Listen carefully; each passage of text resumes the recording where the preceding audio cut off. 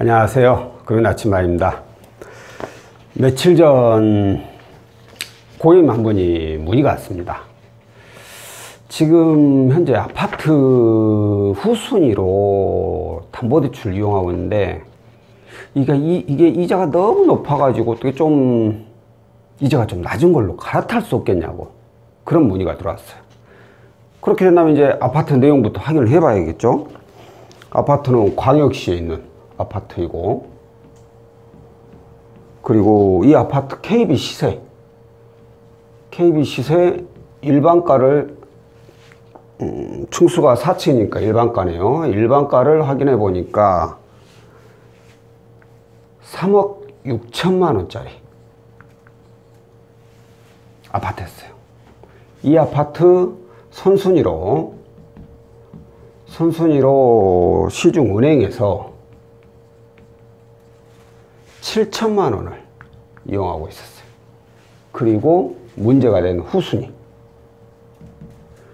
후순위를 대부업체에서 이용을 했는데 이걸 5,700만 원이나 이용을 하고 있었습니다. 이분께서 이렇게까지 이용하신 이유까지는 제가 뭐 여쭤보기는 좀 그렇지만, 후순위 대부로 5,700, 선순위로 7,000. 그런데 아파트가 3억 6천이야. 원래?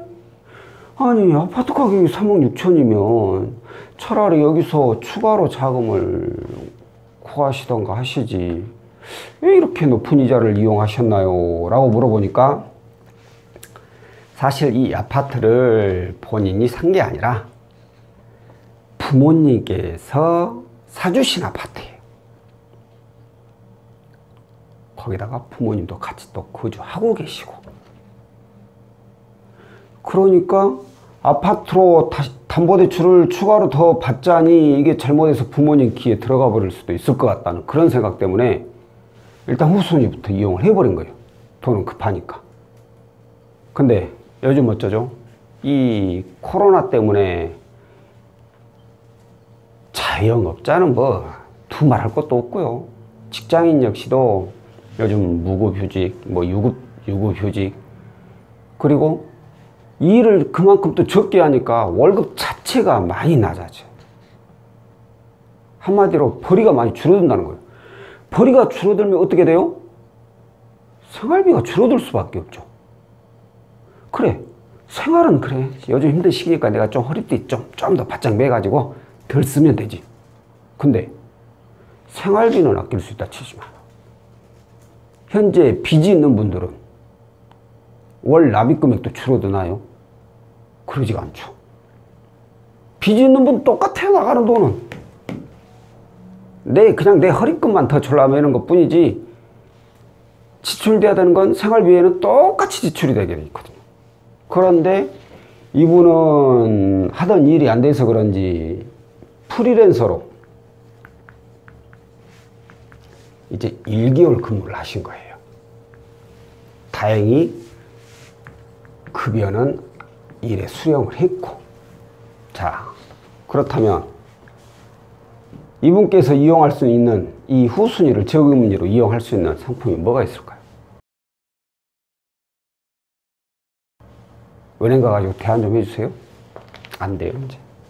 안 되는 것도 안 되는 거지만 고객께서는 은행을 이용할 수가 없다는 거죠. 부모님이 알게 되실까봐.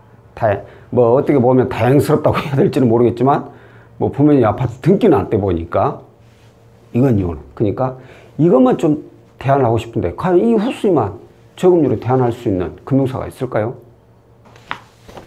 현 상황에서 없죠. 지금은 금융사에서 직장인들은 가계대출에 한정되어 있기 때문에 이 가계대출 자체도 1억 이상 넘어버리면 대안이 안 돼요. 안 되는 건 아니죠. 대안을 한다는 게 쉽지가 않죠. 대부분 자격입니다. 아니면 은행에서 취급 안 해버리고. 그나마 이금융권에서 후순위로, 아니면 선순위든 간에 후순위든 간에 사업자금이라고 해가지고 대출이 되는 게 있지만, 문제는 이건 또 사업자를 내야 돼.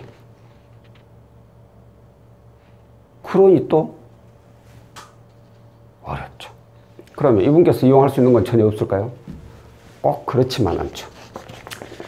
요즘 이 정부 정책 때문에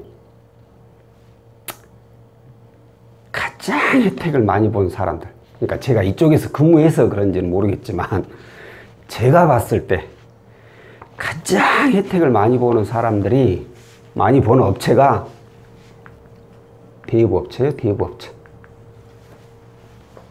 왜 대부업체가 많이 보느냐?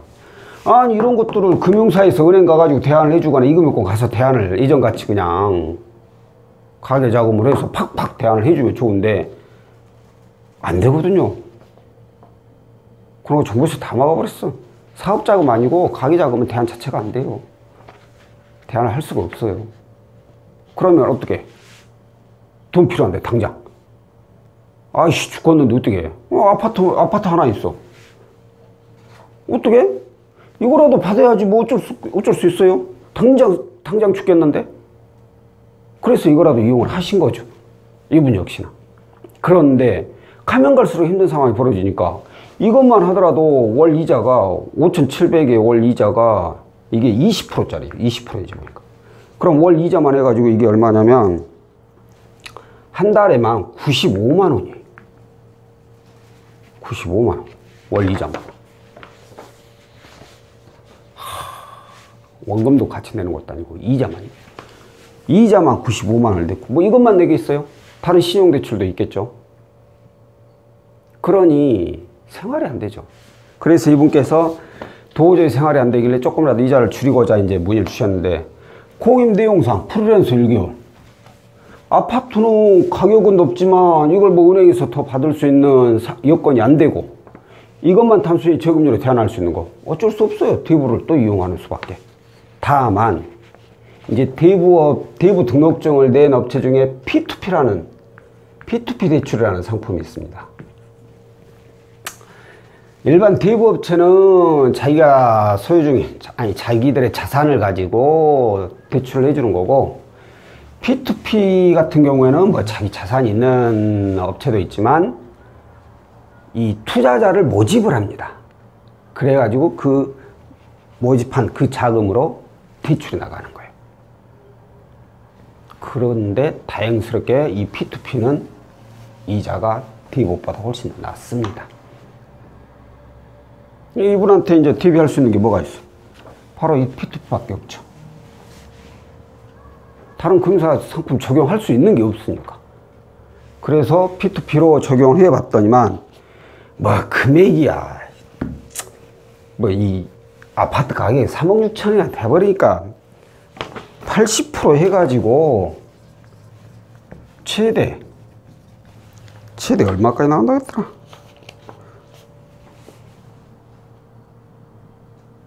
2억 1천만 원까지 해준다 했어요.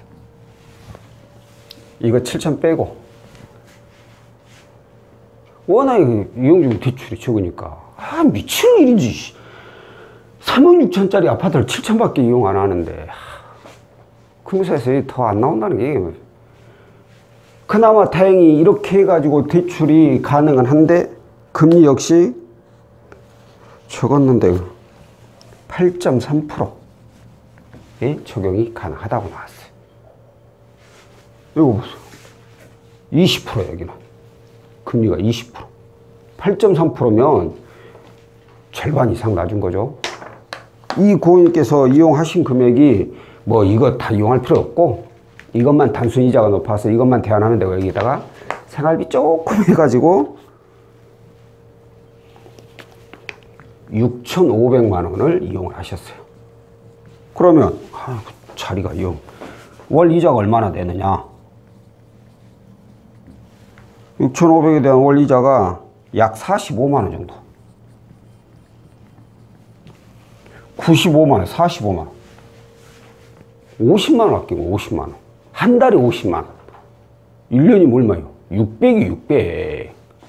세상에 요즘 같은 시기에 600을 뭐라 해봐요. 그게 쉬운가? 나만 어렵나? 1년에 자관 600이나 되는 돈을 줄이는 거예요, 이분은.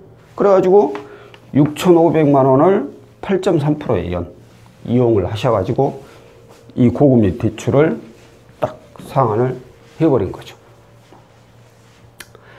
오늘 알려드리고 싶은 내용은 이거예요. 이 후순위 담보대출로 은근히 이 후순위 아파트 담보대출로 고금리 이 대부업을 이용하는 분들이 제법 있습니다. 제법. 담보대출은 신용대출과 다르게 금액을 크게 이용하시는 분들이 많아요. 뭐 신용대출처럼 뭐 돈 1,000만 원 이용했다. 그러면 이거 20%면 200만 원이니까 한 달에 한 18만 원 정도 이자가 지출되겠죠. 그럼 절반 줄어들면은 한 6만 원 정도. 그것도 1년이면 또 70만 원 이렇게 되죠. 근데 이건 금액이 1,000만 원, 신용대출 같은 거 이렇게 몇십만 원, 많아봐야 1, 200 정도. 1년에, 1년으로 모아놨을 때. 근데 담보는 아니죠. 담보는 금액이 굵직굵직하잖아요.